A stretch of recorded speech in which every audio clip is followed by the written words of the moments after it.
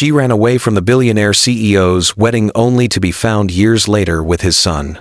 "I have a son," Damian Cross whispered, standing on a stranger's porch in a town whose name he'd never heard until 48 hours ago. His voice cracked something that never happened in boardrooms, where he commanded billions with nothing more than a raised eyebrow and a signature worth $340 million. "Don't I?"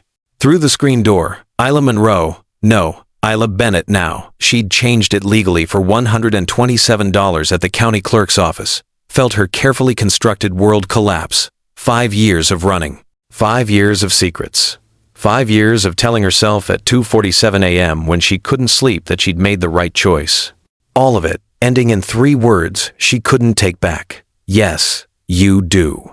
But before I tell you what happened next on that porch, before I reveal how a single photograph taken at 4:37 p.m. at an elementary school fundraiser destroyed 5 years of carefully maintained lies, ask yourself this. If you discovered you were pregnant after running from your own wedding, would you tell him? Would you go back? Or would you disappear forever? Remember your answer. You'll need it. Because this moment, this devastating collision of past and present, where a billionaire CEO stands on a $47,000 cottage porch in a town of exactly 1,847 people, began exactly 1,847 days earlier, at precisely 2:47 p.m. in the bridal suite of Manhattan's Grand Meridian Hotel. Isla Monroe stood in an $87,000 ivory silk wedding dress, custom designed by Vera Wang's personal atelier, staring at her reflection like it belonged to someone else. Her hands trembled as they gripped the vanity edge so hard, her knuckles turned the color of the imported French roses waiting downstairs. The 8-carat emerald-cut diamond on her finger, appraised at $340,000, insured for twice, that suddenly felt like a shackle weighing down her entire body, her entire future, her entire life. Outside her door, 500 guests waited in a cathedral decorated with $120,000 of flowers that would die in 72 hours. The string quartet she'd never wanted was playing Pachelbel's Canon for the 3rd time. Her mother was probably reapplying lipstick in the hallway mirror. Her father was checking his Rolex, the one Damian had given him last Christmas, worth $43,000, wondering why his daughter was taking so long. Isla stared at her phone. 37 unread messages, 12 missed calls. Her maid of honor asking if she was okay. Her wedding planner demanding she come down now. Damian's mother reminding her the photographer charged $8,000 for the day, and they were wasting time. And one text from an unknown number that changed everything. "You don't have to do this. There's always another choice." If you're still watching, you already sense something's terribly wrong here. You're right. But what makes a woman abandon an $87,000 dress, walk away from a billionaire CEO whose net worth Forbes estimated at $2.3 billion, and disappear with nothing but the clothes on her back and a prepaid phone bought at a gas station for $29.99? In the next 12 minutes, you'll discover the truth about what happened in that bridal suite at 2:47 p.m. when Isla made a choice that would echo for 5 years.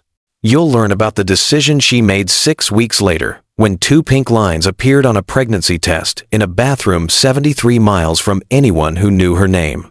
You'll see the quiet life she built in a town so small it doesn't appear on most maps. And you'll witness the exact moment everything unraveled when one innocent photograph at a school fundraiser landed on the mahogany desk of the one man she'd been hiding from. But first, let me take you back to that porch, to 6:47 p.m. on May 5th, to the moment Isla Bennett's 5-year-old son Gabriel, who knows nothing about his father's fortune, nothing about the wedding his mother ran from, nothing about the $340,000 diamond ring she sold to a jeweler in Albany for $127,000. Cash called down from upstairs. "Mama? Who's at the door?" Isla's world was ending. Again. But this time, she couldn't run. The doorbell had rung at 6:47 p.m. exactly. Isla knew because she'd been watching the kitchen clock, waiting for the timer to tell her Gabriel's dinosaur-shaped chicken nuggets were ready. 7 minutes at 425 degrees. She'd made them 463 times in the past 2 years. She could do it with her eyes closed. The doorbell rang, and she knew. She didn't know how she knew, but she knew the way you know in dreams, that something terrible is coming even before you see it. Her hands went still over the oven mitts. Her breath caught. Through the kitchen window, she could see the front of her cottage, the modest two-bedroom at 247 Maple Street, that cost $127,000. Every penny from that ring and the vehicle parked at the curb. A black Mercedes G-Wagon, worth $178,000, on a street where the newest vehicle was a 2019 Ford F-150. This was Willowbrook, population 1,847. People drove trucks here. They drove 15-year-old Hondas. They drove minivans with child safety seats and juice box stains and stick-figure family decals peeling off the back windows. Nobody drove $178,000 German SUVs. Isla's phone had started buzzing that morning. Unknown numbers, New York area codes, a voicemail from someone claiming to be from Cross Industries' legal department. She'd deleted them all, blocked the numbers, told herself it was spam, a mistake, someone with the wrong Isla Bennett because that was a common enough name, wasn't it? But now there was a G-Wagon outside her cottage, and the doorbell was ringing, and Gabriel was upstairs playing with the $14.99 dinosaur set she'd bought him at Target last week, and everything she'd built for 5 years was about to collapse. Pay attention to what happens next. This detail matters in exactly 4 minutes. She walked to the front door like a woman walking to her execution. Through the screen door, she'd never replaced it, couldn't afford to. The mesh was torn in the corner where a delivery driver had caught it last summer. She could see him. Damien Cross, 38 years old, 6'2", the same sharp jaw she remembered, the same dark eyes that used to make her forget how to breathe. But there was silver at his temples now that hadn't been there 5 years ago. Lines around his eyes that seemed deeper. He wore a charcoal suit that probably cost $7,000 and a white shirt with no tie, and he looked like a man who'd aged a decade in 5 years. Behind him, still visible in the G-Wagon's passenger seat, sat a woman in a severe black pantsuit holding a leather portfolio. A lawyer. Of course he'd brought a lawyer.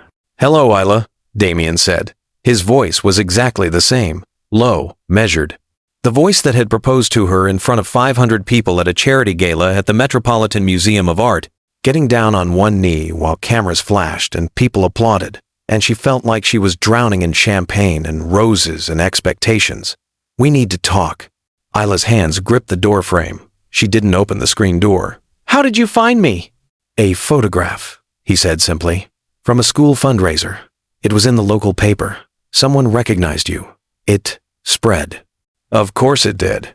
If you understand how the internet works, how one local newspaper's website gets picked up by a regional blog, which gets shared on a parenting forum, which gets noticed by a Manhattan socialite who used to see Isla at gallery openings, you already know this was inevitable. You can't hide forever.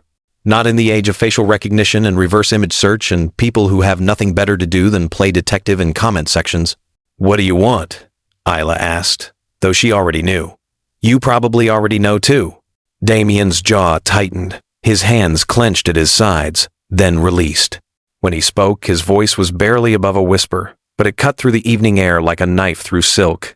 "I have a son, don't I? This is the moment. This is where 5 years of secrets, 5 years of carefully constructed lies, 5 years of telling herself she'd made the right choice for both of them. This is where it all ends." Isla could lie. She could say no. She could slam the door and call the police and claim he was harassing her and buy herself maybe another day, another hour, another minute of the life she'd built. But from upstairs came Gabriel's voice, innocent and curious, and completely unaware that his entire world was about to change. "Mama, who's at the door?" And Isla looked at the man she'd left at the altar, the man she'd run from in an $87,000 dress, the man whose child she'd been carrying when she stepped onto that Greyhound bus at 3:17 p.m., with nothing but $340 in cash and a prepaid phone, and said the 3 words that would change everything. "Yes, you do." If that moment didn't make your chest tighten, check your pulse. You felt that drop in your stomach like everyone else. Because you know what's coming next isn't going to be simple or easy or wrapped up with a bow. Real life doesn't work that way. But to understand how we got here, to understand why Isla ran, why she never told him, Why she kept this secret for 5 years. You need to go back to that bridal suite. Back to 2:47 p.m. on a Saturday in May. Back to the moment when Isla Monroe stared at her reflection and realized she couldn't breathe. The bridal suite at the Grand Meridian Hotel was exactly what you'd expect for a wedding that cost $2.4 million. Cream-colored walls, crystal chandeliers, floor-to-ceiling windows overlooking Central Park where the leaves were that perfect early May green that only last about 2 weeks before summer heat turns them darker. The suite smelled like expensive perfume and hairspray, and the anxiety that money can't cover up no matter how much you spend on flowers.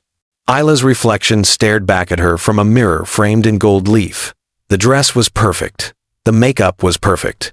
The hair twisted into an elaborate updo that had taken 3 hours and cost $1,200 was perfect. She looked like a bride from a magazine, from a dream, from someone else's life. Her phone buzzed again. Message 38. She didn't look at it. She knew what they all said. Variations on, "Where are you?" and "Everyone's waiting," and "You look beautiful," and "This is your day." But it wasn't her day. It had never been her day. You might be thinking she's wrong to feel this way on her wedding day. Hold that thought. You'll understand in a moment why every cell in her body was screaming at her to run. The proposal had happened 9 months earlier, September 15th, the Met Gala after party. Damien had taken her hand in front of 500 guests. CEOs, celebrities, politicians, people whose names you'd recognize from Forbes covers and movie credits, and dropped to one knee. The ring box opened to reveal an 8-carat emerald-cut diamond that caught the light like a small sun. "Isla Monroe," he'd said, "you're the most beautiful woman I've ever known. Be my wife." Not "Will you marry me?" Not "I love you." Be my wife. A command dressed up as a question, and 500 people were watching. 500 phones were recording. The moment would be on Instagram within minutes, trending on Twitter within an hour, written up in page 6 by morning. What was she supposed to say? No? In front of everyone? She'd said yes. The crowd erupted. Champagne appeared. People she barely knew hugged her and told her how lucky she was. Damien slipped the ring onto her finger. It was too tight. Pinched. She'd never gotten it resized, and kissed her while cameras flashed, and someone's personal photographer captured it all for Vogue's Society Weddings of the Year feature. 9 months later, standing in that bridal suite, Isla realized she'd been holding her breath for 273 days. Most people who get engaged feel excitement, joy, anticipation. Isla had felt like she was drowning, slowly in champagne and couture, and expectations she never asked for. The wedding planning took over her life. Damien's mother, Catherine Cross, heiress to a banking fortune, board member of a dozen charities, woman who'd never heard the word no in her 73 years, made every decision. The venue, the flowers, the dress, the guest list, the menu, the music. Isla had wanted something small, intimate, maybe on a beach somewhere, maybe just family, maybe. "Don't be ridiculous," Catherine had said, sipping her third martini at their first planning meeting at her penthouse overlooking the East River. "The Cross family doesn't do small weddings. People expect a certain standard." And Damien was always working, always on a call, always in a meeting. "You handle it," he'd say, distracted, scrolling through his phone. "Whatever you want, darling. You know I trust you." But it wasn't what she wanted. Nothing about it was what she wanted. If you've ever felt trapped by other people's expectations, by the life you're supposed to want instead of the life you actually want, you already understand what Isla felt. You're probably one of the few who already figured out she was going to run. At 2:43 p.m., her maid of honor knocked on the door. "Isla? Sweetie?" Everyone's asking. "Are you okay?" "5 minutes," Isla called out. Her voice sounded steady. Amazing how you could sound steady when your entire world was falling apart. "I just need 5 more minutes. The photographer really wants to." 5 minutes. Footsteps retreated down the hallway. Isla stared at her phone. At that text from an unknown number. "You don't have to do this. There's always another choice." Who had sent it? She didn't know. A friend who'd watched her shrink over the past 9 months? A stranger who'd seen the engagement photos and recognized the look in her eyes? It didn't matter. What mattered was that someone, somewhere, had given her permission to run. At 2:44 p.m., Isla started unzipping the dress. The $87,000 dress, with hand-sewn lace and pearl buttons down the back. Her hands shook so hard she could barely grip the zipper, but she pulled it down, down, down, until the dress fell to the floor in a pool of ivory silk.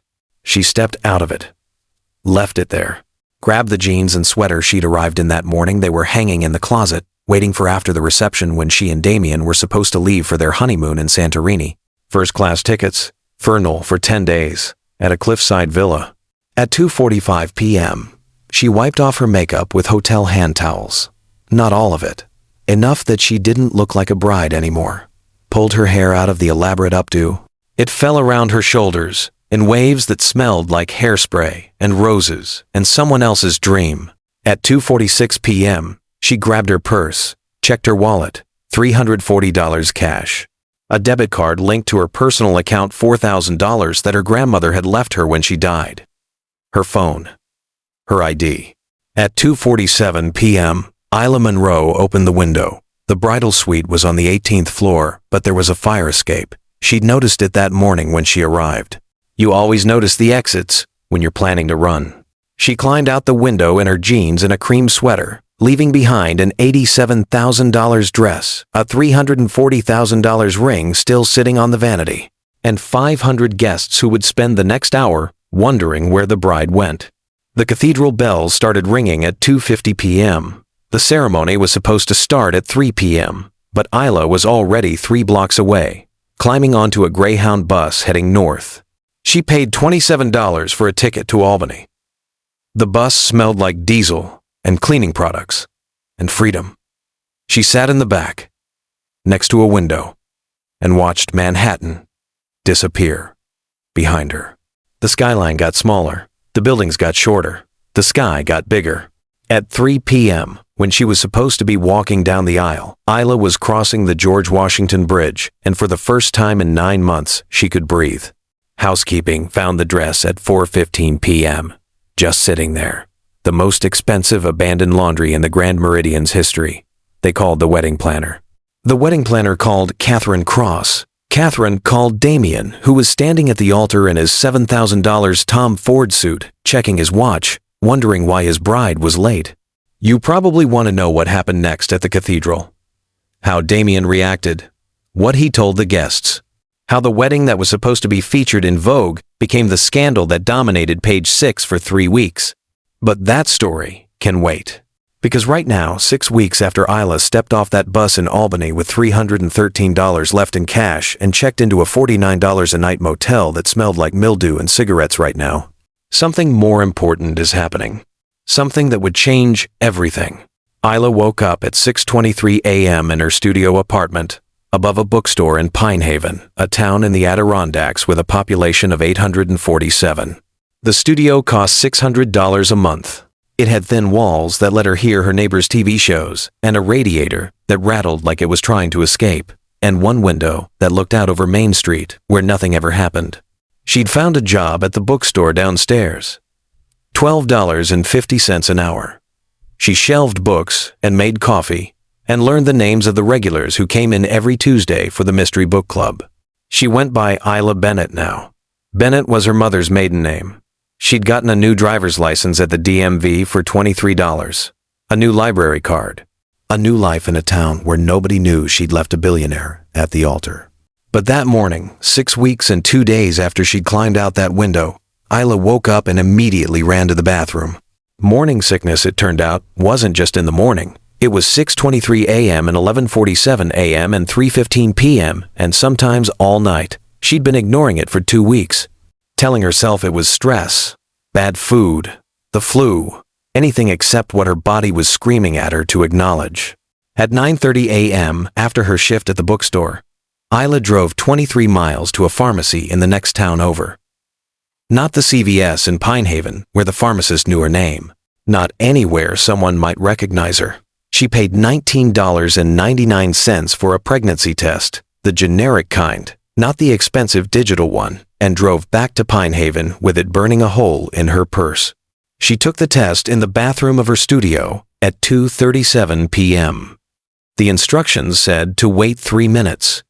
It took 43 seconds for 2 pink lines to appear. Studies show that 73% of women who take pregnancy tests alone cry, regardless of whether they wanted the result or not. Isla sat on the cold bathroom floor linoleum that was probably installed in 1987, cracked in the corners, and cried until she couldn't breathe.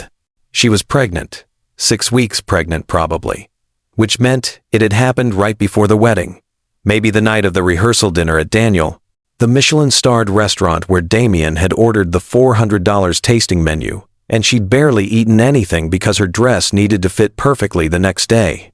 Maybe the morning of the wedding, 6 a.m., when she couldn't sleep and went to his apartment and It didn't matter when it happened. What mattered was that she was carrying Damien Cross's child. If you're still watching without being subscribed, ask yourself why. You felt that moment hit you the same way everyone else did. You know you want to see what happens next. Fix it before you pretend you didn't care. Isla sat on that bathroom floor for 47 minutes. The test sat on the edge of the sink, those 2 pink lines like a verdict, like a life sentence, like a choice she couldn't unmake. She thought about calling him. Her phone still had his number saved. She could call and say, "Damien, I'm pregnant. I know I ran. I know I embarrassed you. I know I destroyed our wedding and humiliated you in front of everyone you know, but we're going to have a baby." What would he say? Would he demand she come back? Would he send his lawyers after her? Would he fight for custody of a child who wasn't even born yet? Or, and this was what terrified her most, would he be kind about it? Would he apologize for the wedding planning that had driven her away? Would he promise to change? Would he convince her to give him another chance? And would she find herself back in Manhattan, back in his penthouse, back in a life where she couldn't breathe? She thought about abortion. The nearest clinic was 63 miles away. She had enough money saved. She could make an appointment. She could handle it quietly. She could make this problem disappear, and Damien would never know. But, and this is where you might judge her. So remember what I said earlier about remembering your answer. When Isla put her hand on her stomach, she felt something she hadn't felt in 9 months. Something she'd lost somewhere between the proposal and the wedding planning and the feeling of slowly drowning. She felt hope. At 3:24 p.m., sitting on that bathroom floor with 2 pink lines staring at her from the sink, Isla made a decision. She would keep the baby, and she would never tell Damien Cross. Most people would judge Isla for what she did next. But if you understand human nature, if you understand what it feels like to choose yourself for the first time in years, you might understand why she made this choice. You might even respect it. For the next 7 months, Isla lived in quiet anonymity in Pine Haven. She worked at the bookstore until her pregnancy started showing, then quit with a story about moving to take care of a sick relative. She spent her days walking the mountain trails, reading books about pregnancy and childbirth, preparing a nursery in the corner of her studio with a crib from Facebook Marketplace for $75 and blankets from Target's clearance section. She never went to Manhattan, never checked social media, never Googled Damien's name to see what he was doing, who he was dating, whether he'd moved on. Every car door that closed made her jump. Every unknown number that called made her panic. But nobody came looking for her. Nobody found her. On February 14th at 6:23 a.m. in a hospital 40 miles from Pine Haven, Isla gave birth to a 7-pound 6-ounce baby boy. She named him Gabriel. No middle name. Gabriel Bennett. He had Damien's dark eyes, his strong jaw, his thick hair that was going to curl when it got longer. But he also had her nose, her smile, and she hoped her ability to choose happiness over obligation. The nurse asked if she wanted to list a father on the birth certificate. Isla said no. The father wasn't in the picture. The nurse gave her a sympathetic look that said she'd seen this story 1,000 times before. At 9:47 a.m., holding Gabriel for the first time, Isla whispered a promise into his impossibly soft hair. "I'll give you everything you need, I promise. You don't need a billionaire father. You don't need a trust fund. You don't need any of that. You just need me." And for 5 years, that promise held. Isla moved from Pine Haven to Willowbrook when Gabriel was 6 months old. Willowbrook was smaller, population 1,847. But it had better schools, a better library, a community center with free programs for kids. She legally changed her name to Isla Bennett for $127 at the county clerk's office. She sold Damien's ring to a jeweler in Albany for $127,000, less than half its appraised value, but cash, no questions asked. She used that money to buy the cottage at 247 Maple Street. 2 bedrooms, 1 bathroom, kitchen with yellow countertops from $1,993, but it was hers, paid in full. She got a job at the Willowbrook Elementary School as an administrative assistant, $38,000 a year. Health insurance, summers off with Gabriel. A quiet, stable, predictable life. Gabriel grew up knowing nothing about his father. When he asked, and he did ask, the way all children ask, Isla told him a version of the truth. His father lived far away. They'd loved each other once, but sometimes love doesn't work out. He'd wanted different things than she did. No, he didn't pay child support. No, Gabriel would probably never meet him, but that was okay because they had each other and that was enough. Gabriel seemed to accept this. He was happy, cheerful, loved dinosaurs and superhero movies, and his kindergarten teacher Mrs. Patterson, who let him be line leader 3 times. He had friends. He had a life. He had everything he needed. And Isla? Isla had what she'd run away to find. She could breathe. She made her own decisions. She woke up every morning in a cottage she owned, in a town where nobody expected anything from her except to be a good mother and show up to work on time and maybe bring brownies to the PTA bake sale. For 5 years, this life held. For 5 years, Isla's secret stayed buried. For 5 years, Damien Cross had no idea he had a son. Until May 3rd. Until 4:37 p.m. Until one photograph changed everything. You're halfway through this story now, and if you're thinking about clicking away, don't. The best part is coming. Everything you've watched has been building to what happens in the next 8 minutes. Walking away now means never knowing what Damien does when he finally meets his son. And trust me, you need to see that moment. The Willowbrook Elementary Community Fair happened every May on the first Saturday. It was exactly what you'd imagine. Face painting, bounce houses, a bake sale run by the PTA, a dunk tank where kids could throw balls at Principal Henderson for $2 per throw. The whole town showed up, all 1,847 residents, plus a few from neighboring towns. Isla volunteered every year. This year, she was running the crafts table $5 for kids to make paper plate masks with googly eyes and feathers and glitter that would end up all over every surface of her cottage for weeks. Gabriel was bouncing between activities. The bounce house first 20 minutes, came back sweaty and grinning. Then the face painting he wanted a T-Rex, walked around roaring at everyone until he got bored. Then back to Isla's table to make a mask, though mostly he just dumped glitter everywhere while Isla helped a 6-year-old girl attach feathers to her creation. At 4:37 p.m., the golden hour light hit the field just right. Everything looked warm, soft, like a postcard of small-town America. Isla was laughing at something Gabriel said, probably another dinosaur joke. He had about 40 of them, and he was looking up at her with pure joy on his glitter-covered face. And someone took a photograph. Later, Isla would find out it was Jenny Martinez, a photographer for the Willowbrook Gazette. The Gazette was a weekly paper circulation 2000 that covered town council meetings and high school sports scores and, apparently, community fairs. Jenny was just doing her job, capturing moments, the kind of wholesome local content that made people smile when they saw the paper on Thursday mornings. The photograph was beautiful, objectively, professionally beautiful. Isla mid-laugh, her hair catching the light. Gabriel looking up at her with complete trust and love. The kind of parent-child moment that advertising agencies pay thousands to capture artificially. The Willowbrook Gazette published it on page 3 on Thursday, May 5th.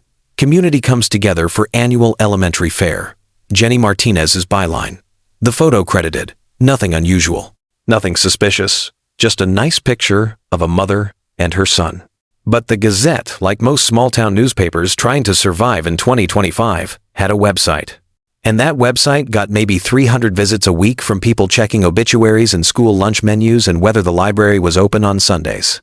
Except on May 5th, someone shared the photograph to a regional parenting blog called Adirondack Families. The blog had 12,000 followers. And one of those followers shared it to a Facebook group for former Manhattan residents who'd relocated to small towns. That group had 47,000 members. And one of those 47,000 members was Bethany Carmichael, who used to see Isla at gallery openings in Manhattan, who'd been at the engagement party, who'd RSVP'd yes to the wedding, and showed up at the Grand Meridian in a $3,000 dress, only to find out the bride had disappeared. Bethany stared at the photograph on her phone. At 3:14 a.m. on May 6th, she had a newborn. She was always up at 3:14 a.m. and thought, that looks like Isla Monroe. She zoomed in, studied the face. It had been 5 years. Isla's hair was different, longer, lighter, less styled. She dressed differently, Target clearance section instead of designer boutiques. But the face, the bone structure, the way she smiled, that was definitely Isla Monroe. Bethany did what anyone would do in 2025. She screenshot the photo, posted it to a private Instagram story visible only to her closest 200 friends with the caption, "Is this Isla Monroe, the one who disappeared before marrying Damian Cross?" By 8 a.m., 43 people had responded. Most said maybe, a few said definitely. One said, "Oh my God, I thought she died." Another said, "Didn't she move to Europe?" A third said, "Wait, she has a kid?" By noon, someone had created a Reddit thread. By 2 p.m., it was trending on Twitter. By 4 p.m., TMZ had picked it up. Runaway bride found, woman who abandoned billionaire CEO at altar spotted with child in small town. The internet does what the internet does. Sleuths started searching. They found the Willowbrook Elementary School website, found Isla Bennett listed as an administrative assistant, found Gabriel Bennett enrolled in kindergarten, calculated his age, did the math. The kid is 5 years old. The wedding was 5 years ago. She was probably pregnant when she ran. Oh my God, she knew. She ran because she was pregnant and didn't want him to know. He has a son he doesn't know about. 47 conspiracy theories bloomed in comment sections. Most were wrong. But the math was right. On May 5th at 2:43 p.m., Isla was at the grocery store when her phone exploded. Texts from numbers she didn't recognize. DMs on Facebook from accounts she'd abandoned 5 years ago. Emails to an address she hadn't checked since running. They all said variations of the same thing. Is this you? Are you Isla Monroe? Does Damian Cross know about his son? She abandoned her grocery cart $47.23 worth of food, including Gabriel's favorite dinosaur-shaped chicken nuggets, and drove home with shaking hands. She pulled Gabriel out of his friend's backyard. Didn't explain. Just said they needed to go home now. That evening, she turned off her phone, closed all the curtains, made Gabriel's chicken nuggets in silence while he asked why she seemed scared, and she said she wasn't scared, everything was fine. Sometimes mamas just need quiet time. At 6:47 p.m., the doorbell rang, and Isla knew the way you know in dreams that something terrible is coming, that her 5 years of peace were over. You probably already figured out what happened next. Damian saw the Reddit thread, or his assistant saw it, or his lawyer saw it, or someone at Cross Industries saw it, and sent him a carefully worded email at 9:23 a.m. that said, "Sir, there's something you need to see." He looked at the photograph, studied Isla's face, studied the boy's face, 5 years old, dark eyes, strong jaw, thick hair starting to curl. Did the math in his head the same way the internet had done the math in comment sections. At 11:47 a.m., he called his lawyer. At 1:15 p.m., they were in a car heading north. At 6:47 p.m., they were ringing Isla's doorbell, which brings us back to where we started. To the porch. To the screen door with the torn mesh. To the G-Wagon worth $178,000 parked on a street where nobody drives G-Wagons. To Damian's voice asking, "I have a son, don't I?" To Isla's answer, "Yes, you do." To Gabriel's voice from upstairs, "Mama? Who's at the door?" If you're still not subscribed, ask yourself, why are you consuming chaos for free and giving nothing back? Support the stories that make you feel or be honest in the comments about why you won't. I dare you. What happens next? The conversation between Isla and Damian. The moment Gabriel comes down the stairs, the choice Isla has to make about whether to let Damian into their lives. That's where the story really begins. That's where everything we've built for the past 10 minutes collides. That's where you find out if Damien is the same man who proposed in front of 500 people without really asking, or if 5 years changed him the way it changed Isla. In the next 6 minutes, you'll witness a conversation that will determine a child's future, see a father meet his son for the first time, and discover whether Isla can trust the man she ran from 5 years ago. But first, and this is crucial, you need to understand what the internet did during those 48 hours between the photograph and the doorbell. Because while Isla was trying to protect Gabriel from the truth was spreading across social media faster than she could possibly stop it. Gabriel appeared at the top of the stairs at 6:49 p.m., 2 minutes after Isla said the words that changed everything. He was wearing his favorite dinosaur pajamas, the blue ones, with T-Rexes, $12.99 from Target, washed so many times the fabric was soft as clouds. His hair stuck up in 3 different directions. He had a green marker smudge on his left cheek from drawing earlier. "Mama?" he called down, curious but not scared. In his 5 years of life, scary things didn't happen at their cottage. Scary things existed in movies and books, not on their front porch at 6:49 p.m. on a Tuesday. "Who's at the door?" Isla's hand gripped the door frame so hard her knuckles went white. Through the screen door, she watched Damien's face change. Watched him see Gabriel for the first time. Watched the moment of recognition, those dark eyes, that jaw, that hair wash over him like a wave. "Gabrielle," Isla said, her voice steadier than she felt. "Go back upstairs for a minute, okay? Mama needs to talk to this person." "Is it someone from school?" Gabriel asked, starting down the stairs anyway because 5-year-olds don't follow directions when they're curious. "Did I forget something?" "Mrs. Patterson said I could bring my dinosaur book tomorrow for show and tell, remember?" He was halfway down the stairs now.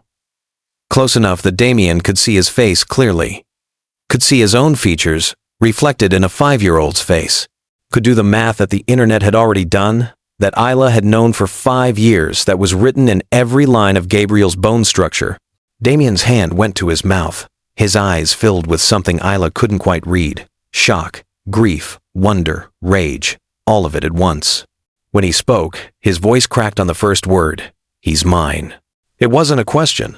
You don't need to ask when the answer is standing on your stairs in dinosaur pajamas with your own eyes staring back at you. "Yes," Isla whispered again. The second time she'd admitted it. Each time felt like a small death, like watching the life she'd built collapse brick by brick. "He's yours." This is the moment you've been waiting for. The collision, the reckoning. Everything you've watched for the past 10 minutes has been building to this. Don't you dare click away now. Gabriel reached the bottom of the stairs, completely unaware that his world was about to split open. "Mama, why are you crying?" He was right. Isla was crying. She hadn't even realized. Did something bad happen? "No, baby," Isla managed. "Nothing bad. Mama I need you to go back upstairs and play for a little bit, okay? We can finish your dinosaur nuggets after." "But they're gonna get cold and gross," Gabriel protested. "You said cold nuggets are sad nuggets. Under any other circumstances, this would be funny. A 5-year-old's priorities. Cold nuggets rank higher than mysterious strangers at the door. But right now, with Damien staring at his son through a screen door, like a man watching his entire life rewrite itself in real time, nothing was funny. "Gabriel," Isla used her serious voice, the one that meant no arguments. "Upstairs. Now, please." Gabriel's lower lip jutted out the beginning of a pout, but he turned and trudged back up the stairs, each step accompanied by a dramatic sigh. At the top, he turned back one more time. "Fine, but when you're done talking, can we watch the dinosaur movie? The one with the big teeth?" "Yes," Isla said. "We can watch the dinosaur movie." Gabriel disappeared down the hallway. A door closed. The muffled sound of toys being moved around filtered down through the ceiling. Damien was shaking. Actually shaking. His hands trembled at his sides. His breath came in short, sharp gasps. The lawyer in the G-Wagon had gotten out. Now Isla could see her standing by the vehicle, phone pressed to her ear, probably recording everything for whatever legal nightmare was about to unfold. 5 years, Damien said. Each word was its own sentence, its own accusation. 5 years, Isla. "I know. You've kept my son from me for 5 years." I know. I missed. His voice broke. He stopped. Tried again. I missed everything. His birth, his first word, his first step, his first day of school, 5 years of his life. And you just... I know, Isla said again, because what else could she say? She'd done exactly what he was accusing her of. She'd run. She'd hidden. She'd kept Gabriel's secret for 5 years. There was no defense that would make this okay. I know, Damien. I'm sorry. Sorry? The word came out like a laugh, sharp and bitter. You're sorry? Do you have any idea what you... He stopped, ran his hands through his hair. The silver at his temples caught the porch light. We need to talk. Right now, not through a screen door. Let me in. This was the moment Isla had feared for 5 years. The moment when Damien Cross, billionaire CEO, man who commanded boardrooms and closed deals worth hundreds of millions, would show up and demand what he thought he deserved. Access, answers, control. And legally, he probably had every right. Gabriel was his biological son. The math was there. The DNA would prove it. A paternity test would take 5 days and cost $399 and confirm what everyone already knew. And pay attention to this, because it matters.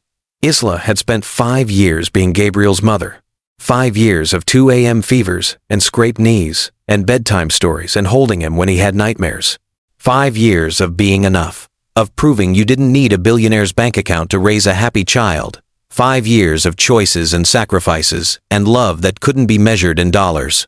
If you've ever had to protect something you built from someone who thinks money equals ownership, you understand why Isla didn't open that door immediately. You brought a lawyer, she said, nodding toward the woman by the G-Wagon. Damien glanced back. Susan. Yes, He stopped, seemed to realize how it looked. I didn't know what I'd find. You needed leverage, Isla finished. Documentation. A legal strategy. Because that's how you approach everything, isn't it? Like a business deal. Like a problem to be solved. With the right contract and the right team. That's not. He stopped again. Closed his eyes. When he opened them, something had shifted. The rage was still there. But underneath it was something else. Something that looked almost like pain. Please, let me in. Let me meet him properly. His voice cracked again. I've already missed 5 years. Don't make me stand out here and miss another minute. Most people would judge Isla for hesitating. But you're not most people. You understand that trust isn't automatic just because someone shares DNA with your child. Trust has to be earned, not demanded. Isla looked at the lawyer by the G-Wagon. Tell her to wait in the car. Damien nodded, called out, Susan, give us some space. I'll call you if I need you. Susan looked like she wanted to argue. Lawyers always want to argue, but she got back in the G-Wagon. The door closed with an expensive thunk. Isla unlocked the screen door, opened it, stepped back. Damien walked into her cottage, her $127,000 cottage, with yellow countertops from 1993 and a radiator that rattled and toys scattered across the living room floor. He looked around like he'd entered a foreign country, like he couldn't reconcile this life with the life Isla had left behind. Sit, Isla said, gesturing to the couch. It was secondhand, bought from a Facebook marketplace listing for $75. One cushion sagged. The fabric had a small stain from when Gabriel spilled juice 2 months ago. Damien sat. Isla sat across from him in the armchair, also secondhand, $30 at a yard sale. Between them was 5 years of silence and secrets, and a child sleeping upstairs who didn't know his father existed. For 37 seconds, neither of them spoke. You could count it. 37 seconds of breathing in silence, and the sound of Gabriel playing upstairs, the muffled roar of dinosaur sounds, effects, innocent and oblivious. His name is Gabriel, Isla said finally. He's 5. He'll be 6 in February. February 14th, 6:23 a.m. He was 7 pounds 6 ounces. He likes dinosaurs and superhero movies, and grilled cheese sandwiches cut diagonal, not straight across. He's in kindergarten. His teacher is Mrs. Patterson. He has 3 best friends, James, Sophia, and Tyler. He wants to be a paleontologist when he grows up, though last week he said maybe an astronaut. He's healthy. He's happy. He's perfect. Damien listened to every word like he was memorizing them, like he was trying to absorb 5 years of information in 2 minutes. "What does he know about me?" he asked. "What have you told him?" "The truth," Isla said. "A version of it. That his father lives far away. That we loved each other once but wanted different things. That you don't know about him because—" She stopped. This was the hard part. "Because I never told you." "Why?" The question hung between them like a knife. "Why didn't you tell me? Even after you ran, even after the wedding, you could have called. You could have sent a letter. You could have—" "Why, Isla?" "You've been waiting for this answer since the beginning. Here it is. The full truth about why she ran and why she never came back." "Because," Isla said slowly, choosing each word carefully, "when I found out I was pregnant, I was 6 weeks past running from our wedding. 6 weeks into building a new life. And I thought about calling you. I really did. But then I thought about what would happen if I did." She leaned forward, her hands clasped tight in her lap. "You would have asked me to come back. Maybe you would have apologized for the wedding I never wanted, for letting your mother plan everything, for the life I was drowning in. Maybe you would have promised things would be different. And maybe I would have believed you. Maybe I would have come back." Damien started to speak, but Isla held up her hand. "Let me finish. Because here's what I realized. Sitting on that bathroom floor with a positive pregnancy test, I didn't want to raise a child in that life. In penthouses and private schools and charity galas where everyone performs perfection, I didn't want our son growing up thinking love looks like 8-carat diamonds given in front of 500 people. I didn't want him learning that money solves everything and control is the same as care." "I would never," Damien started. "You already were," Isla said quietly. "You proposed in front of 500 people without asking me privately first if I even wanted to marry you. You let your mother plan our entire wedding without once asking what I wanted. You bought me things instead of asking me what I needed. Everything in your world is about control, dressed up as generosity. And I didn't want that for Gabriel."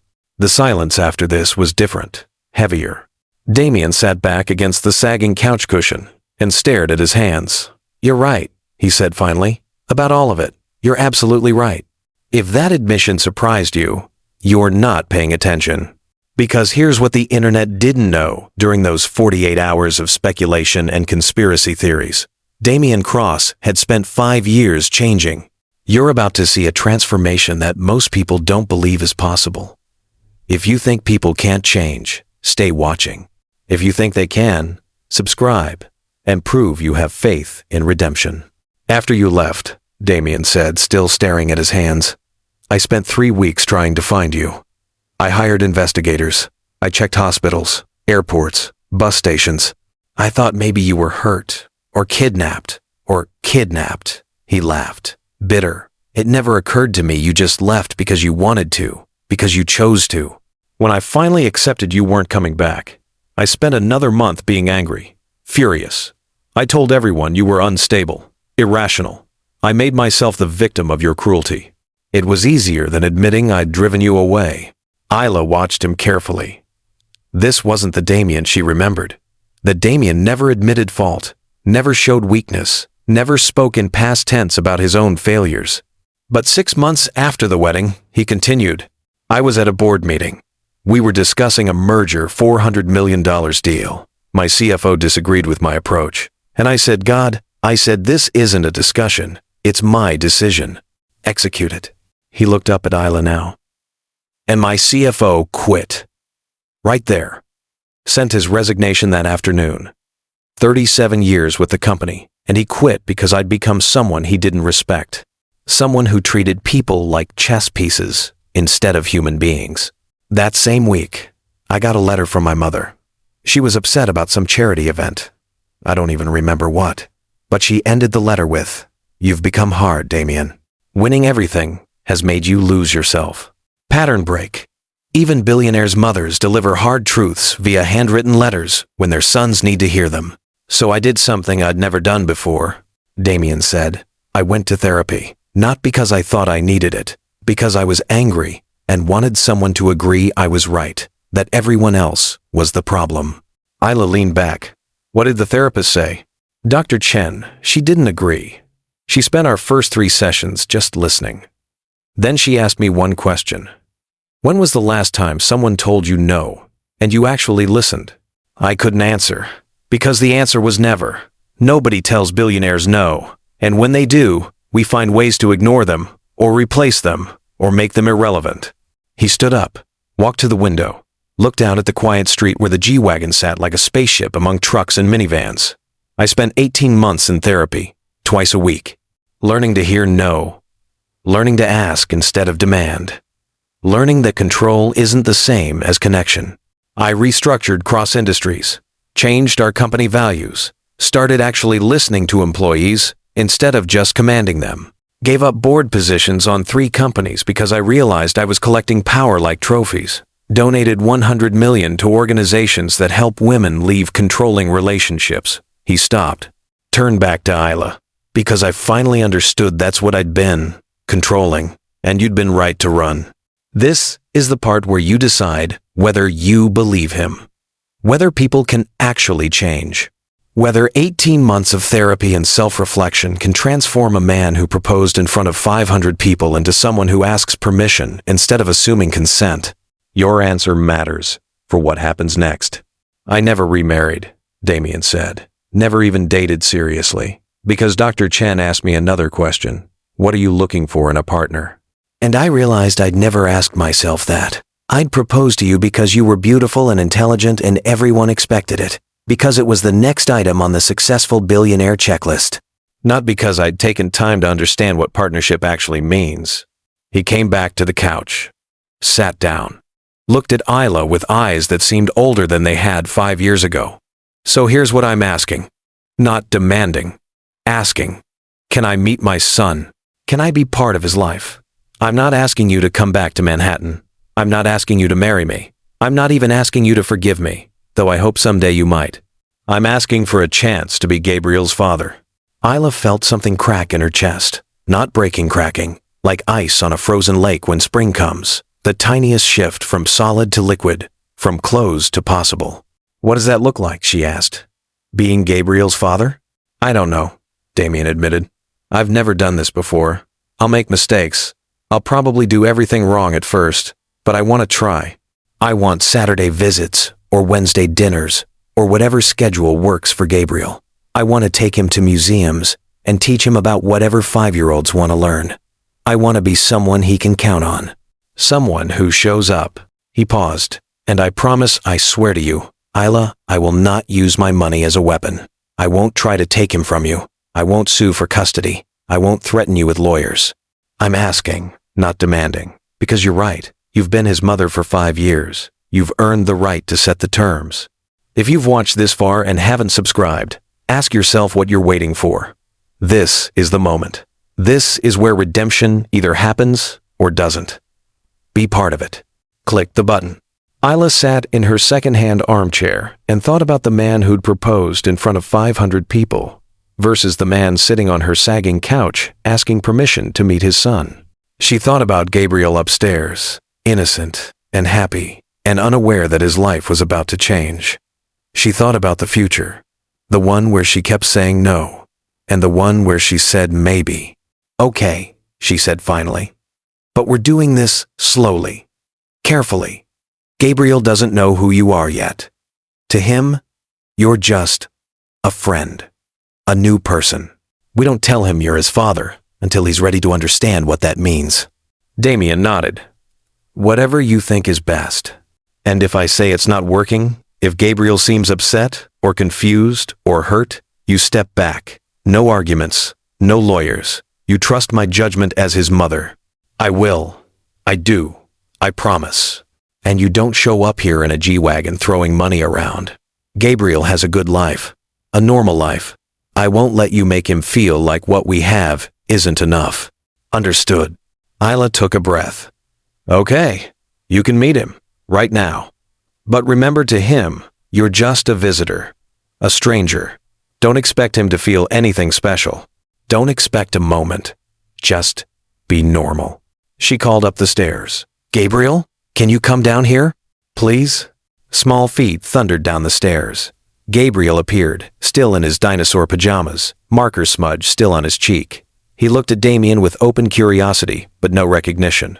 Why would he? He'd never seen this man before. Didn't know this was his father.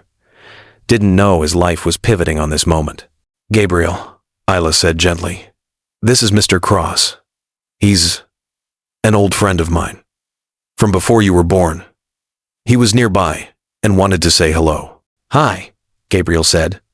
Then, because 5-year-olds have exactly one topic they care about. "Do you like dinosaurs?" Damien's voice was hoarse when he answered. Yes, I do. Do you?" "They're the best."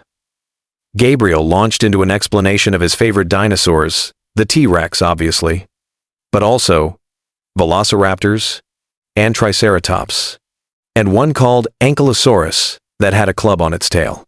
He talked for 3 straight minutes without stopping, his hands gesturing wildly, his eyes bright with enthusiasm. And Damien, billionaire CEO, man who commanded boardrooms, man who hadn't cried since his father's funeral 20 years ago, sat on a sagging second-hand couch and listened to his 5-year-old son explain dinosaurs, and tears rolled down his face. Gabriel noticed. "Why are you crying? Did I say something sad?" "No," Damien managed. "You said something perfect. I'm crying because I'm happy." "Oh," Gabriel considered this. "Mama cries when she's happy sometimes too. Last week she cried at the end of a movie and said it was happy tears, which was confusing because the dog in the movie was okay, so why was she crying? But she said sometimes happy is so big it comes out as crying." "Your mama is very smart," Damien said.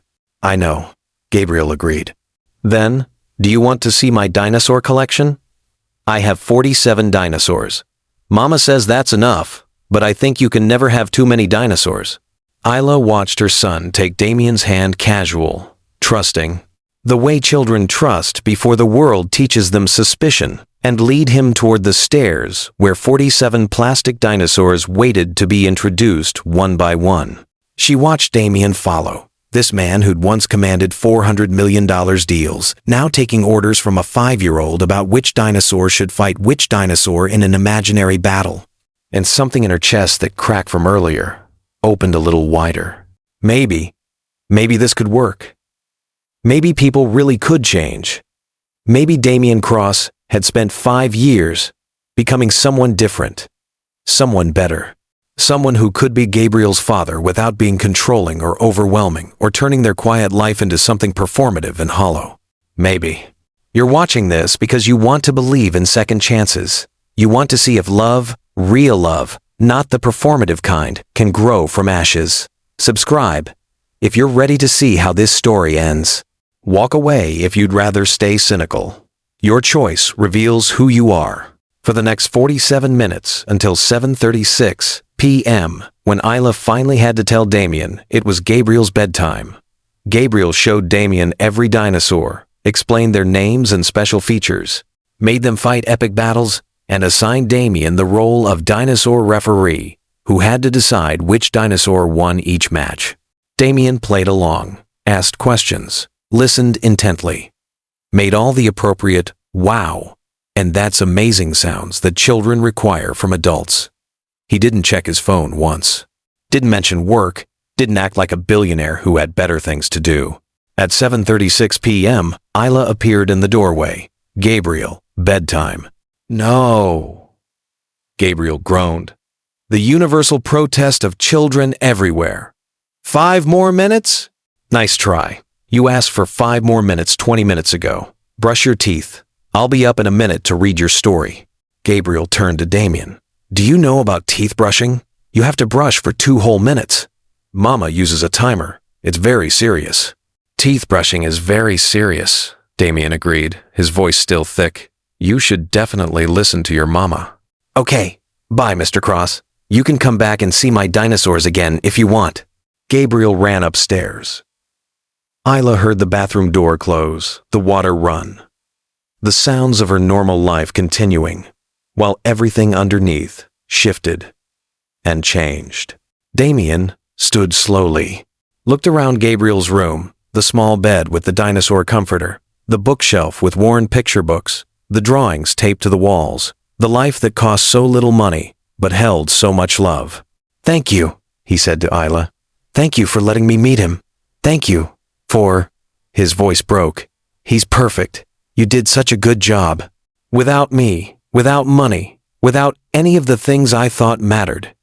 You gave him everything that actually matters." Isla felt that crack widen further. He's a good kid. He's incredible. Damien moved toward the stairs, toward the front door, toward leaving.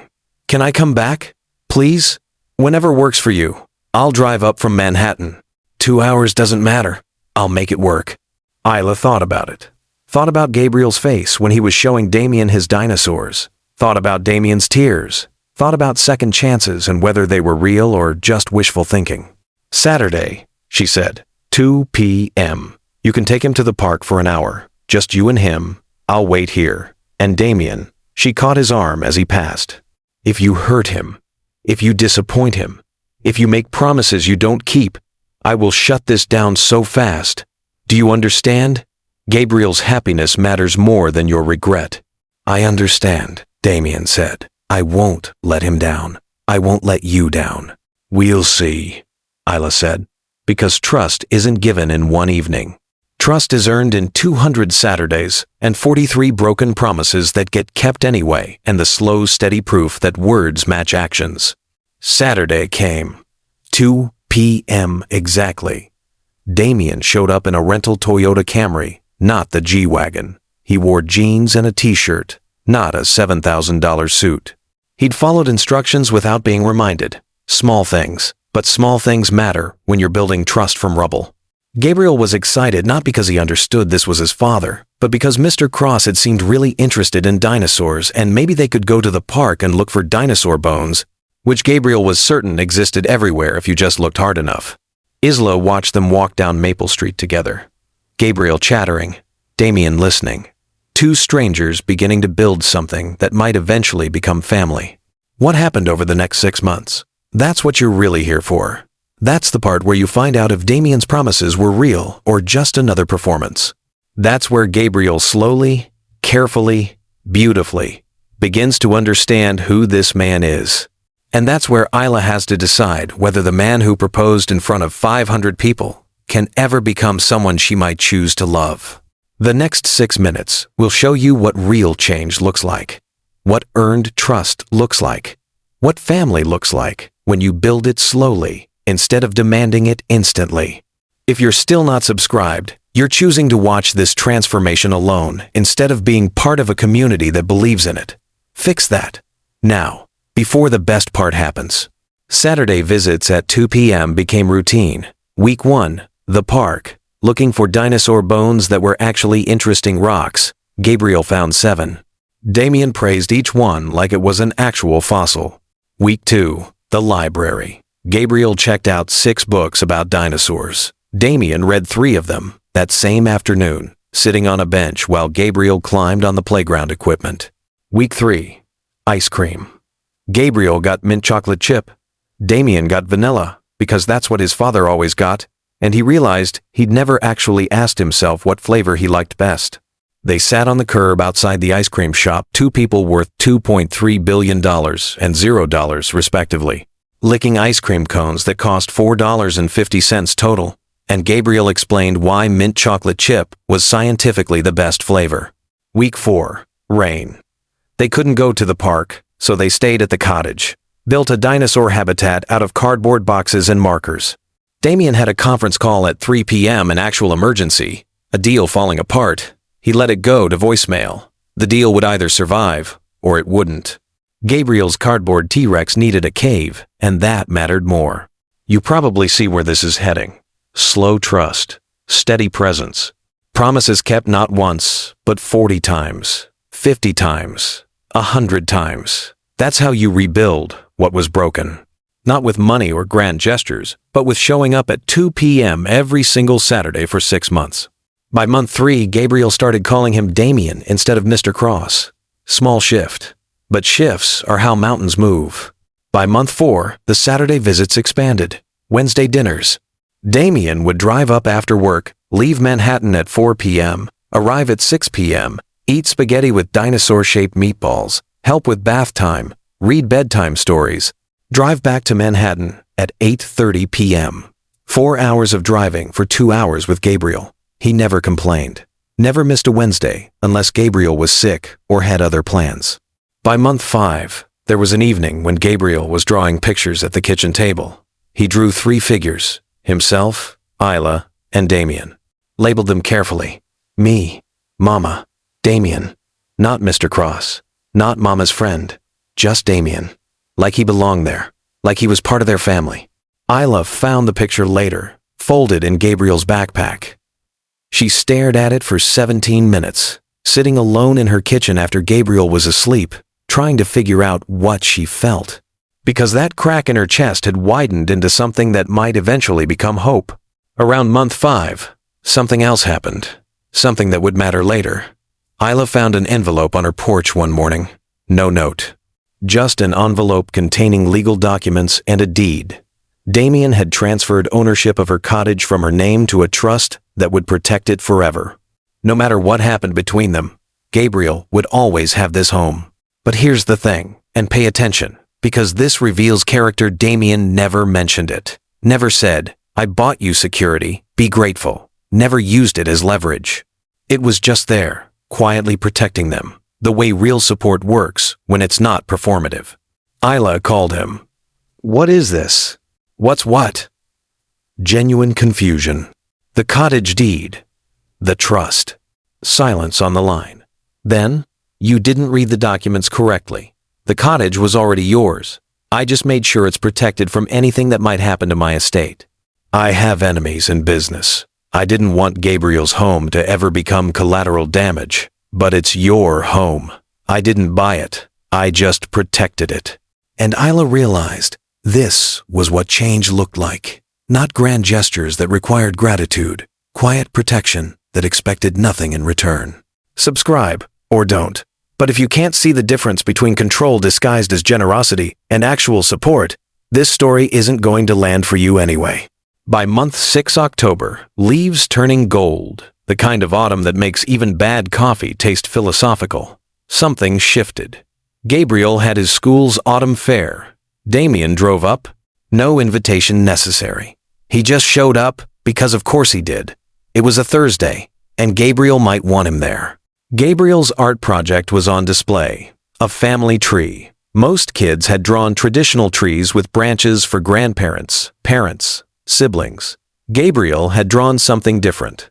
His tree had 3 main branches, labeled Mama, Damien, and me. Around the edges, he'd drawn smaller branches for his friends, his teacher, his favorite library books, and exactly 47 dinosaur stickers because old habits die hard.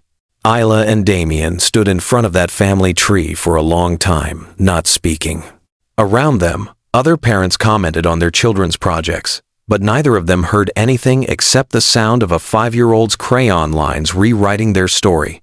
"He put me on his family tree," Damien whispered. "I see that," Isla said. "I didn't. I never asked him to. I never. I know." That evening, after the fair, after Gabriel went to bed with apple cider still on his breath, Isla and Damien sat on her front porch. The same porch where he'd stood 6 months ago, asking if he had a son. The same screen door with the torn mesh. The same cottage that had been her fortress and her sanctuary. But something was different now. The air between them felt lighter. Less like a battlefield. More like a possibility. "I should tell him," Isla said suddenly. "He's drawing family trees with you in them. He asks why you're the only adult visitor who comes so often. Last week he asked if you were like an uncle, and I didn't know what to say." Damien turned to look at her. "What do you want to tell him?" "The truth. That you're his father. That I made choices 5 years ago that kept you apart. That we're trying to figure out how to be a family now. Age-appropriate truth, but truth." "When?" "Soon. Maybe Thanksgiving? We could have dinner here, the 3 of us. And after Gabriel's asleep, I could explain everything, answer his questions, let him process it." Damien nodded.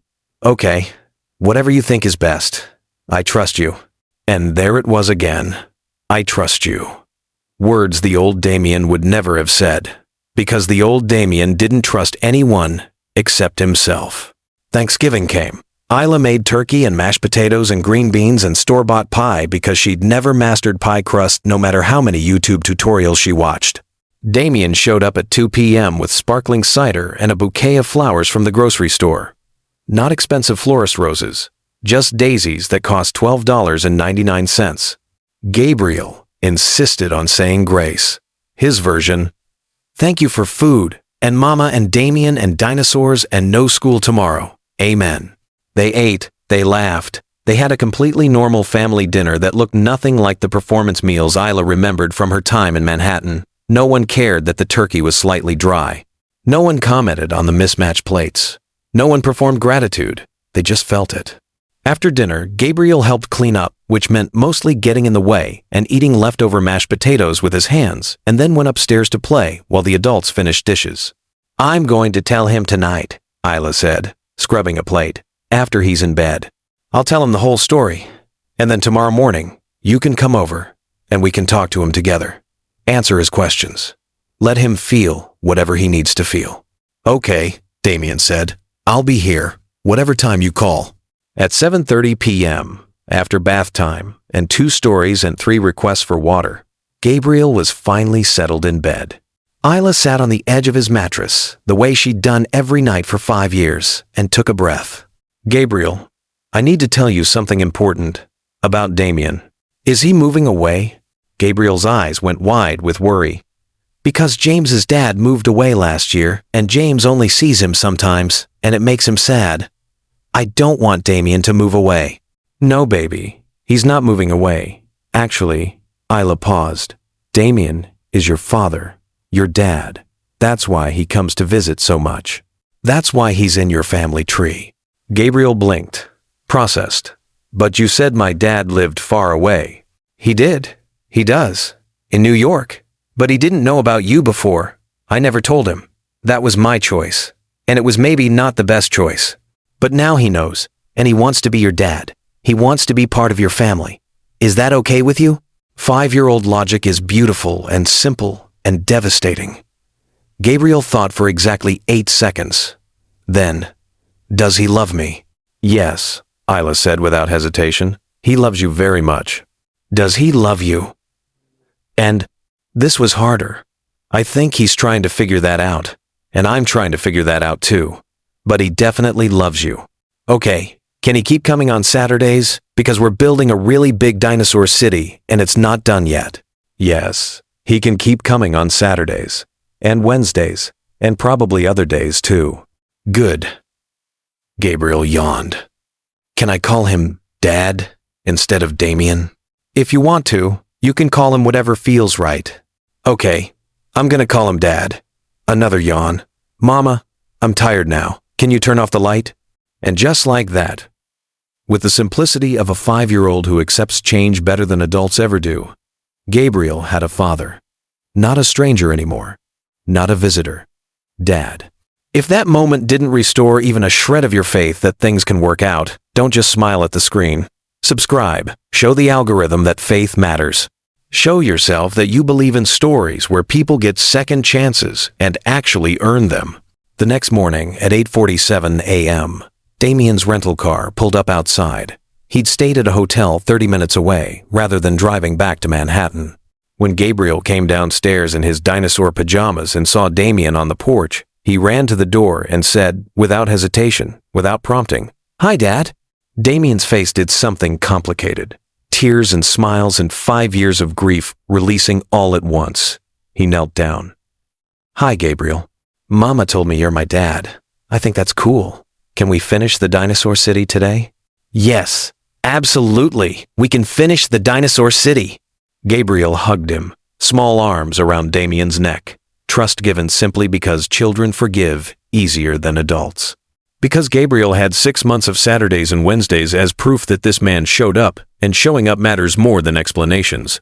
From the doorway, Isla watched, and that crack in her chest, the one that had started 6 months ago, finally, fully opened. Not into love, not yet, but into possibility, into maybe. Into the space where love could grow if both of them chose to water it instead of weaponize it. But this story isn't over, because choosing possibility is just the beginning. The next 6 minutes We'll show you what happened over the next 6 months. How Gabriel adjusted. How Damien proved he meant every promise. And how Isla had to decide. Was this man someone she could choose again? Not because of money or pressure or performance, but because he'd become someone she actually wanted? The ending is coming. You've walked through heartbreak and redemption for the past 14 minutes. Don't you dare miss the conclusion now. The months after Thanksgiving passed like a beautiful, complicated song. Gabriel adjusted faster than anyone expected. He called Damien Dad with the casual ease of a child who'd been given permission to claim something he'd always wanted. Bedtime changed. Now there were phone calls. Damien would call at 7:30 p.m. from Manhattan, and Gabriel would tell him about his day while Isla cleaned up dinner. The calls lasted anywhere from 8 minutes to 47, depending on how much Gabriel had to say about dinosaurs, kindergarten politics, or what Mama made for dinner. Christmas came. Not in Manhattan. In Willowbrook. In the cottage with mismatched ornaments and a tree Gabriel helped decorate by putting every ornament at exactly his height level. Damien spent Christmas Eve and Christmas morning there. Slept on the couch. Isla's rules, boundaries, still mattered. Christmas morning, Gabriel woke up at 5:43 a.m. and ran downstairs to wake both his parents, which was the first time he'd used that plural without thinking about it. Damien gave Gabriel one present, a book about paleontology, $24 from the local bookstore. Not expensive, not performative, just right. Gabriel loved it more than any expensive toy could have earned. Swimming lessons started in January. Gabriel was terrified of putting his face underwater.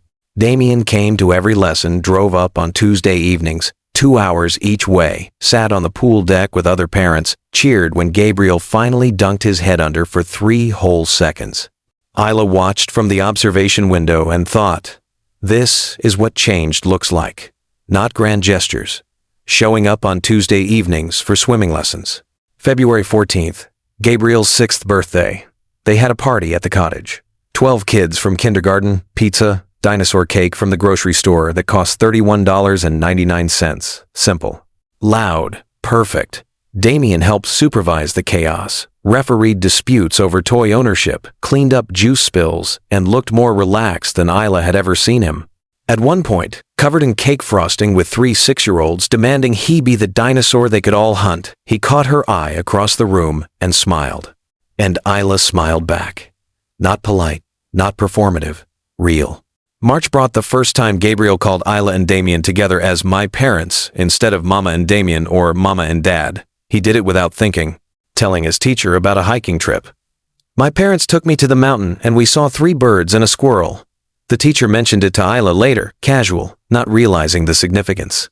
But Isla realized. Damien realized when she texted him about it. And something shifted again, the space between them narrowing, the possibility becoming more solid. You're 2 minutes from the end of this story. 2 minutes from finding out if Isla and Damien become something real or if this stays a co-parenting arrangement with friendly boundaries. If you've watched this long without subscribing, ask yourself, are you the kind of person who watches a story like this and walks away unchanged? If not, subscribe. If yes, go tell the comments why you'd rather pretend this didn't get to you. April 17th, a Tuesday evening. Gabriel was upstairs supposedly brushing his teeth, but actually playing with toothbrush as a sword. Isla and Damien sat at the kitchen table, reviewing plans for Gabriel's transition to first grade in fall. Registration forms, supply lists, the mundane architecture of parenting. And then Damien said, quiet and careful, "Can I ask you something?" "You just did," Isla said, a small smile. "Can I ask you something personal?" The air changed. Isla set down her pen. "Okay. Would you ever?" He stopped. Started again. "Do you think you could ever forgive me? Not for Gabriel's sake. Not for co-parenting. I mean actually forgive me for the man I was 5 years ago. For the proposal that was a performance. For the wedding you didn't want. For not listening when you tried to tell me you were drowning." Isla didn't answer immediately. She thought about the screen door conversation 6 months ago. Thought about 43 Saturdays. Thought about swimming lessons and Christmas morning and the way Damien had learned to ask instead of demand. "I think," she said slowly, "I already have forgiven you. Because the man I'm forgiving isn't the man sitting in my kitchen. The man who proposed at the Met doesn't exist anymore. Or maybe he does, but he's buried under 18 months of therapy and 6 months of proving that change is real. Damien's hand moved across the table, stopped halfway, waited. Isla looked at it. That hand that used to sign $400 million deals, now hesitating, asking permission. She put her hand in his. Small gesture. Mountain moved. I don't know what this is, Isla said. Us? I don't know if we're co-parents, or friends, or something more. Damien finished. Maybe. Someday. If we both choose it instead of falling into it because it's convenient or expected, or because Gabriel wants it. I'd like to choose it, Damien said. When you're ready, if you're ever ready, I'd like to choose you for real this time. Not in front of 500 people. Just in this kitchen. Every day. Quiet and certain. Isla squeezed his hand. Ask me again in 6 months. See if we still feel the same. I will. I'll ask you in 6 months. And if you say no, I'll ask again 6 months after that. I'm patient now. Dr. Chen says it's my best new quality. They sat like that, hands linked across a kitchen table in a $127,000 cottage in a town of 1,847 people, while upstairs their son sang a song about dinosaurs and probably wasn't brushing his teeth at all. And Isla thought, maybe this is what love looks like. Not 8-carat diamonds, not proposals at galas, not performing for crowds, just two people choosing each other quietly, over and over, in kitchens and at swimming lessons, and on Tuesday evenings reviewing first-grade supply lists. Maybe. 6 months later, October, leaves gold again. Autumn repeating itself, but better this time. Gabriel came downstairs one evening with a very serious expression. Isla and Damien were on the couch, sitting close but not touching, that space between them still careful but narrowing. I have a question, Gabriel announced. What's up, buddy? Damien asked. Are you and Mama going to get married? Adult freeze, both of them. The question they'd been dancing around for months, asked directly by a 6-year-old who had no patience for adult complexity. Why do you ask? Isla said carefully. Because Sophia's parents got married and she was the flower girl and she said it was fun, and I think you should get married because you like each other. I can tell. You smile at each other the way Mama smiles at really good coffee. Damien laughed. Actually laughed. That's a very specific observation. So, are you? Gabriel pressed. Because if you are, I want to be part of it. Not like a flower girl, but like, I don't know, something cool. Isla looked at Damien. Damien looked at Isla. 6 months ago, she'd said, ask me. In 6 months. It had been 6 months, exactly. We're not getting married right now, Isla said. But we're figuring out if we want to. Someday, maybe. That's a very unclear answer, Gabriel said, very seriously. Mrs. Patterson says we should give clear answers. Mrs. Patterson is very smart, Damien said. Okay. Clear answer. Yes, Gabriel. I would like to marry your mama someday. If she wants to. But I'm not going to ask until I'm absolutely sure she'll say yes. Because last time I asked, I did it wrong. And this time, if there is a this time, I want to do it right.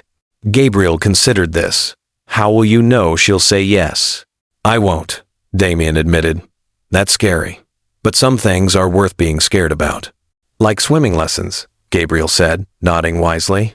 I was scared to put my face underwater, but you said being brave means being scared and doing it anyway. Exactly like that. Gabriel looked at his mother. Are you going to say yes? Isla felt that crack now fully open, now fully possibility-filled with something warm. I don't know yet, baby. I'm still figuring it out. But I like Damien very much. And I like that we're a family now. And I like that we're taking our time to make sure we're choosing each other for the right reasons. Okay, Gabriel said. But can you figure it out soon? Because I already told Sophia we might have a wedding and she wants to practice being a flower girl. Both adults laughed. We'll let you know, Isla promised. Gabriel seemed satisfied. Okay, can someone help me brush my teeth? For real this time? I've been pretending for like 10 minutes. After Gabriel was in bed after 2 stories and 3 requests for water, and Damien reading the last chapter because Gabriel said, "Dad does the monster voices better," Isla and Damien stood on the porch, the same screen door, but everything different now. 6 months, Damien said. You said to ask again in 6 months. I remember, Isla said. So, I'm asking. Not proposing, not demanding, just asking. Do you think this could work? Us? Not just as Gabriel's parents, but as... He stopped. I'm terrified I'm going to say the wrong thing, that I'm going to push too hard or not hard enough, or... Isla put her finger on his lips. Stop. Just stop talking for a second. She took a breath, looked at him in the porch light, this man, who'd driven 4 hours round trip every Tuesday for swimming lessons, who'd learned to ask instead of command, who'd spent 18 months in therapy not because he had to, but because he wanted to become someone worth choosing. I'm not running, she said quietly. I want you to understand that. 5 years ago, I ran because I had to, because I was drowning and couldn't breathe. But now I'm choosing to stay. You're choosing to stay, she repeated, to see where this goes, to let Gabriel have both his parents, to let you keep showing up, to let myself believe that maybe, possibly, the man who proposed in front of 500 people learned something about what partnership actually means. Damien's hand came up to her face, gentle, asking, "Can I kiss you?" And there it was, the ask, not the assumption, not the demand, the question that gave her the power to say no if she wanted. Yes, Isla whispered. He kissed her on that porch, the porch where 6 months ago he'd stood as a stranger asking if he had a son. The kiss was soft, careful, not performative, not for cameras. Just 2 people choosing each other quietly while their son slept upstairs, dreaming of dinosaurs. When they pulled apart, Damien said, I'm not proposing, not yet, not until I'm absolutely certain you're ready. But I need you to know, I'm staying too. I'm not going anywhere. Saturday visits forever. Tuesday swimming lessons forever. Every morning and every evening, and every ordinary moment forever. If you'll let me, I'll let you, Isla said. But Damien, I know, slowly, carefully, earning it every day. Yes. They stood on that porch until the autumn air got too cold, until mosquitoes found them, until it was late enough that they both needed sleep. Damien drove to the hotel 30 minutes away, because boundaries still mattered, because moving too fast was how they'd failed the first time. But before he left, standing by his rental car, he said, 6 more months. I'll ask again in 6 more months. And keep asking until you're ready. Deal, Isla said. You just exhaled. I know you did. That's your brain rewarding narrative closure. Reward it back. Hit subscribe. Or explain in the comments why you'd rather fight the algorithm alone. 1 year later. Exactly. November evening. First snow falling. Gabriel was 6.5 now. First grade. Reading chapter books. Still obsessed with dinosaurs. But now also interested in space. He was upstairs doing homework math problems about addition. Very serious business. Isla and Damien sat by the fireplace. Hot chocolate with marshmallows. Gabriel's request, though he'd already finished his and gone upstairs, leaving the adults alone. Can I ask you something? Gabriel had said before going upstairs, his face very serious. Always, Isla said. Are you and Dad going to get married? It was the 3rd time he'd asked in a year, each time more direct. Why do you keep asking that? Damien asked gently. Because, Gabriel said with 6-year-old logic, you're here all the time now. You sleep on the couch on weekends. You make breakfast. You help with my homework. You're basically already married. You just haven't done the paperwork. Out of the mouths of children. Wisdom delivered via dinosaur pajamas and incomplete understanding of adult relationships. Would you want that? Isla asked. If we got married? Obviously, Gabriel said. Then I could stop explaining to people that my dad lives in New York, but also lives here sometimes, but isn't married to my mom, but they like each other. It's very complicated. Sophia says her brain hurts when I explain it. After Gabriel went upstairs, Isla and Damien sat in silence for a while. The fire crackled. Snow fell outside. The cottage, their cottage now. Really, Because Damien was there more than he was in Manhattan, felt warm and safe, and completely unlike the life Isla had run from 5 years ago. "He's right," Damien said finally. "I am here all the time. I've been sleeping on your couch for 3 months.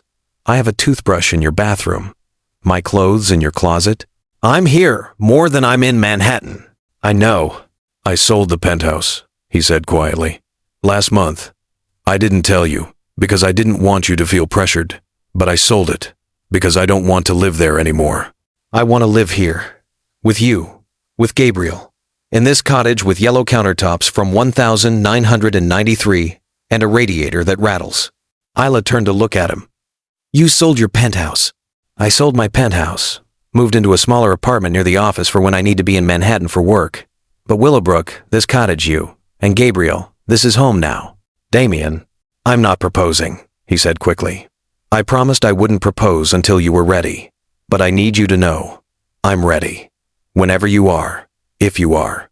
I'm here. I'm staying. I choose you. Not because Gabriel wants it or because it's convenient. I choose you because you're the bravest person I know. Because you ran when you needed to and stayed when you were ready. Because you built this beautiful life from nothing and let me become part of it." Isla felt tears on her face. Happy tears. The kind Gabriel said were confusing but real. "Ask me," she whispered. "What?" "Ask me. Right now. In this living room with mismatched furniture and hot chocolate mugs, and our son doing homework upstairs. Ask me the way you should have asked me 5 years ago." Damien's eyes went wide. "Are you sure?" "I'm sure. I'm ready. I choose you too. So ask me." Damien stood, pulled her to her feet. No cameras, no audience, just 2 people and a fireplace and snow falling outside. "Isla Bennett," he said, his voice shaking. "Will you marry me? Not because 500 people are watching. Not because it's expected. Not because your mother wants it, or my mother wants it, or because we're supposed to. But because I love you. Because you're home.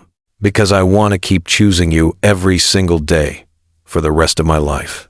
"Yes," Isla said. "Yes. 1,000 times yes." They kissed, and from upstairs came a 6-year-old's voice. "Did she say yes?" "I heard talking. Did Mama say yes?" Both adults laughed. "Come down here and find out," Damien called.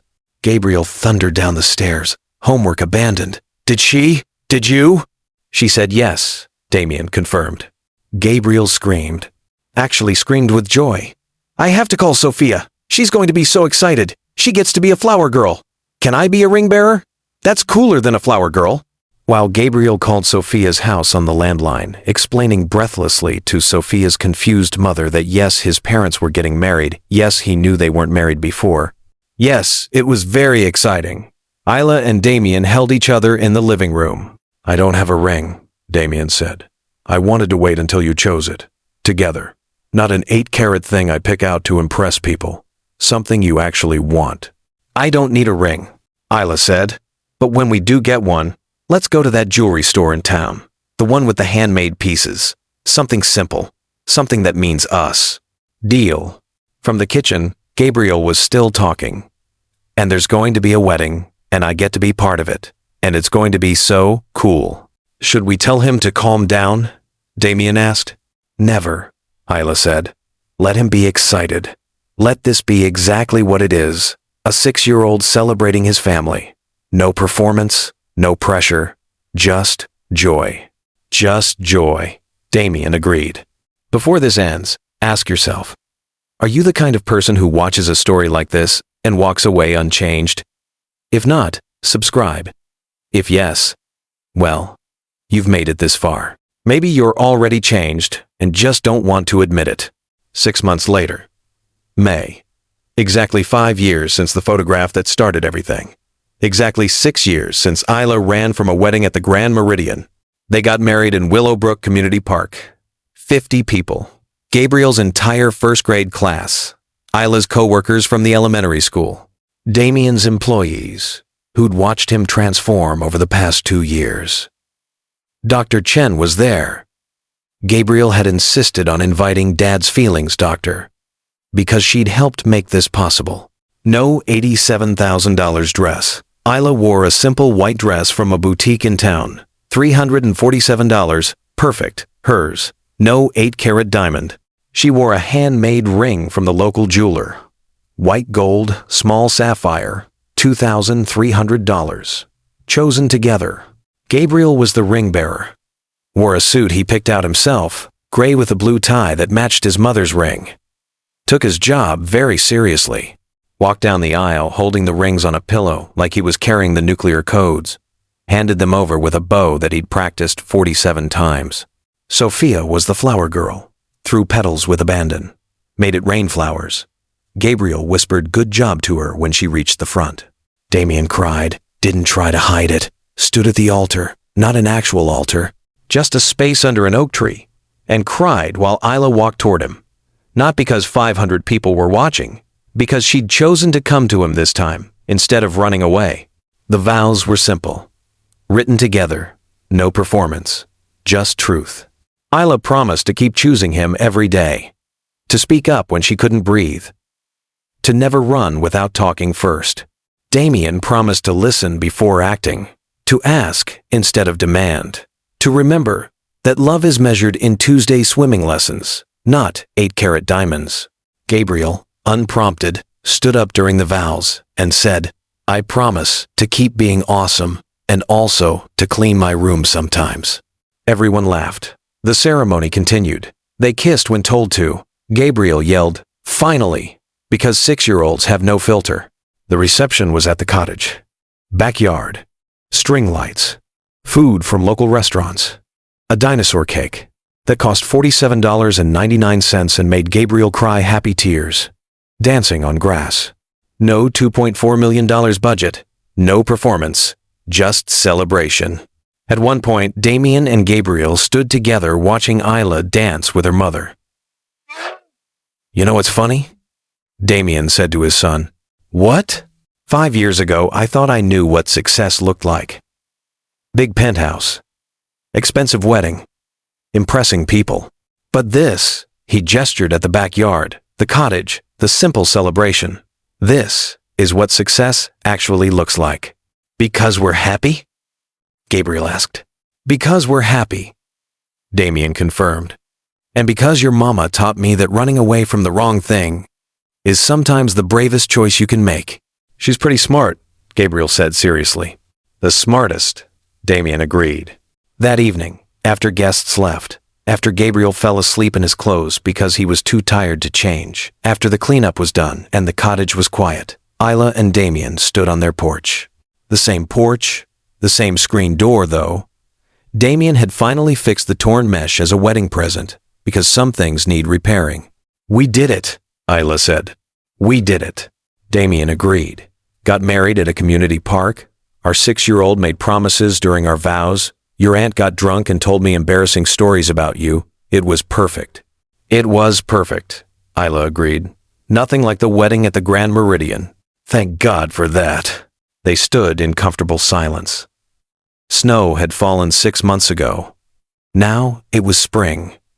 Everything growing. Everything new. Do you ever regret it? Damien asked. Running 5 years ago?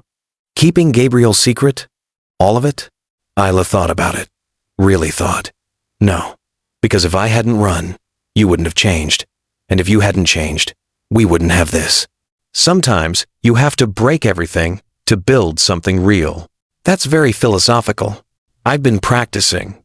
Thought I'd sound wise at our wedding. They laughed. Went inside. Their cottage, their home, their life built from ruins and second chances, and the radical idea that people can change if they choose to. Upstairs, Gabriel slept peacefully, dreaming of dinosaurs and flower petals and having both parents under one roof forever.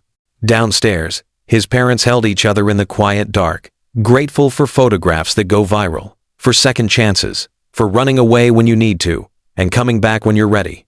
She ran away from the billionaire CEO's wedding, the performative, perfect, suffocating version of love that looked right from outside but felt like drowning from inside. 5 years later, when he found her with his son, they didn't rush back together. They didn't fix it with money or grand gestures or promises made in front of cameras. They fixed it slowly, Tuesday by Tuesday, Saturday by Saturday, swimming lesson by swimming lesson. They fixed it by learning to ask instead of demand, by choosing each other daily instead of assuming forever, by building a family in a $127,000 cottage with yellow countertops instead of a penthouse where nobody could breathe. Because sometimes the best love stories don't begin with running toward someone. Sometimes they begin with running away from the wrong version of love so you can find the right one. And sometimes if you're patient, if you're brave, if you're willing to change, the person you ran from becomes the person you choose to run back to. Not because you have to, but because you want to. That's the difference. That's everything.